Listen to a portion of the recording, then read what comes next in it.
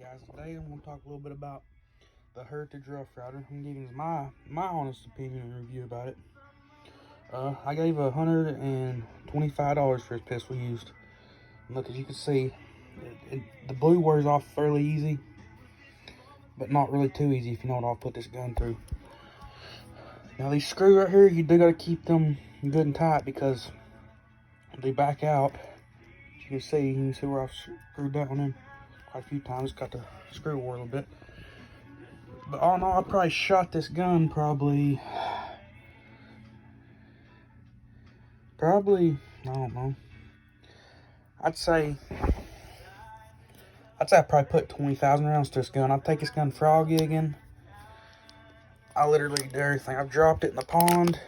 I mean, here's a little bit of wear and stuff for it. I mean,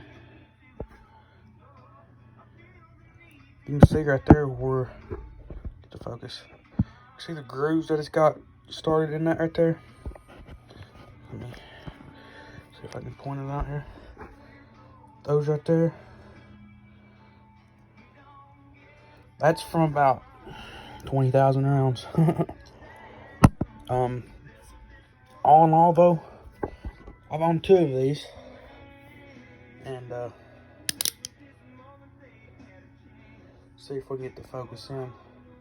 Either way, the sight on both of them is crooked.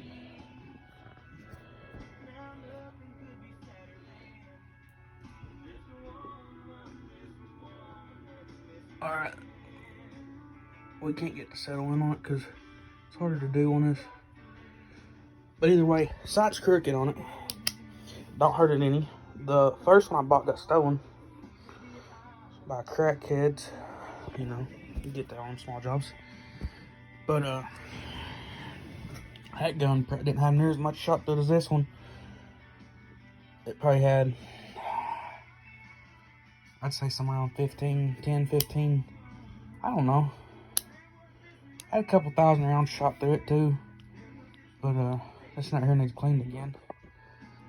I've never had a problem out of them, except for, like I said, that crooked sight. That right there.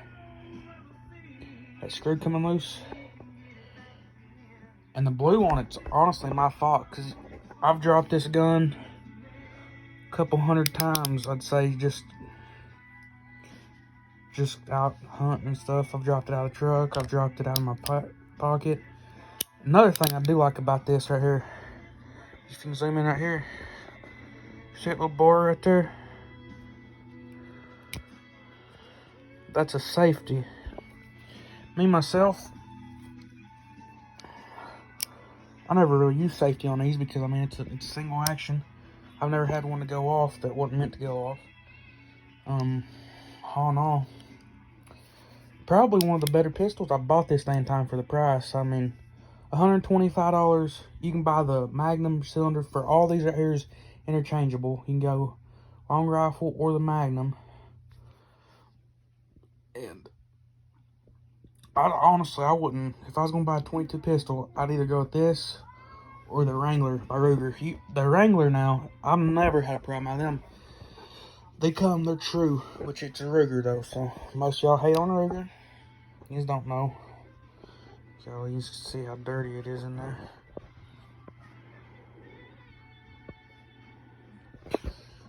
But if it was my opinion, I would skip over this, and I would buy the Ruger Wrangler. It's just hands down better made gun. But now, as far as dependability, you can't beat this one. And if you're a real good shooter, 15, 20 shots, you got this gun down pat. It's very accurate. I mean, what I would do if I was going to do anything, I'd file this sight down, straighten it up with a pair of vice grips and a vice, and put a little bit of white paint fingernail polish right here. Because that's what I actually done to fix the first one I had, and they wasn't a truer shooting pistol out there, I don't think. But another thing, you see how this trigger right here is, it's like almost a flat? In a way, look at that. It's not flat, but it fits It fits the finger perfect. That's another thing I like about it. I mean, Heritage really, to be such a cheap pistol, pretty sure this is an alloy frame. I mean, and as bad as I hate to say it, Taurus owns Heritage now. Which, I reckon, Taurus, as all jokes aside, has been stepping their game up. But see, this right here is just a long rifle cylinder. I ain't got the Magnum cylinder. The Magnum should have 22WMR stamped on it somewhere. This right here don't have nothing stamped on it, as you can see. It's just a long rifle cylinder. But guys, I appreciate you watching. If you need one of your reviews, I got Henry 22 Magnum. I got an old Ivor Johnson double barrel from 1915 or 1914. One of the two. I have a I've got a new Marlin 22 bolt action, good shooting rifle. I'm gonna do a review on it. And I got a newer model 410,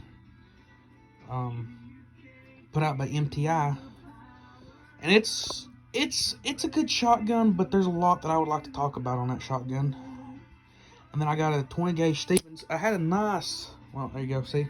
I mean, I don't care to scuff this gun up. I mean, it just takes the abuse, didn't even scratch it. I had a nice Mossberg 500 I took, my uncle gave me. It got stolen. But, yeah, it got stolen. It was a hell of a gun. I rebuilt it, put a new stock on it, new grips. I even, I put a new trigger on it. That gun was pretty sweet, but it got stolen, you know. So I went and bought this new Stevens. So far, I like it, but, you know, I mean, I would like to get back into the 870s again. That was my favorite shotguns I ever owned, was been 870 models. I had a 16, a 20, and a 12. I had actually two 12s, 16 and a 20 in that.